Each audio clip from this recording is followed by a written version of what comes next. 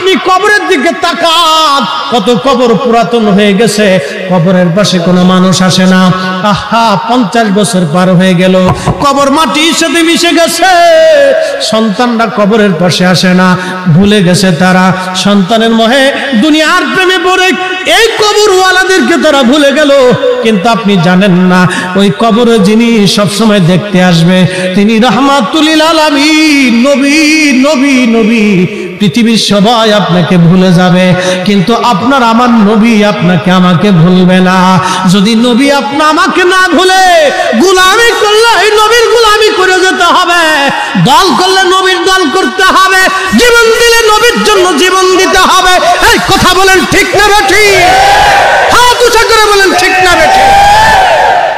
জীবন দিলে নবীর জন্য জীবন দিতে হবে মুসলমান, পক্ষ নিলে নবীর পক্ষ নিতে হবে, শান গাইলে নবীর শান পক্ষে নিতে হবে। পৃথিবীর 13 লক্ষ গুণ বড় হলো একটা সূর্য, 200 কোটি সূর্যের সমান একটা ব্ল্যাক হোল, 10,000 কোটি ব্ল্যাক হোলের মতো নক্ষত্র দিয়ে একটা মিল্ক ওয়ে আল্লাহ বানাইলো।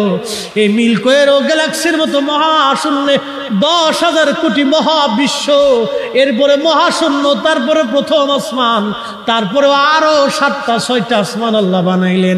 এর ভিতরে আর কি কি আছে আমাদের জানা নাই, জানা নাই, জানা নাই।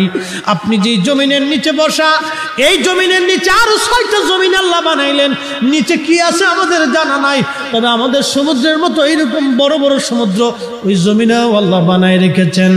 এই মালিক আমার আল্লাহ, আল্লাহ আল্লাহ ডাক দেখা হাবিব, হাবিবকে যায় বলো আমি আমার হাবিবের অপেক্ষায় আগ্রহী হয়ে আছি। আল্লাহ জিব্রাইল বলেন হুজুর আল্লাহ আগ্রহী হয়ে আছেন আপনার দিদারের আশায়। আল্লাহর নবীর চোখের পানি চলে এসে বলল জিব্রাইল তাহলে আর দেরি করবেন না, নিয়ে চলে যান আমার আল্লাহর কাছে। আমি আর একটা মুহূর্তের জন্য দুনিয়াতে থাকতে চাই না, আমি আমার মাশউকের দিদারে চলে যেতে চাই। একবার জোরে বলা যাবে কি ইয়া রাসূলুল্লাহ?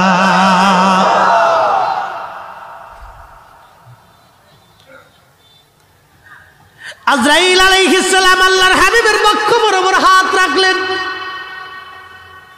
কষ্ট হচ্ছিল নবীজির, ডেকে বলেন আজরাইল একটু আসানে কি হয় না? বলে ইয়া রাসূলুল্লাহ আপনার চাইতে এরকম আসানে আগে কারো জান কবজ করি নাই, আপনার পরে আর কারো জান কবজ হবে না।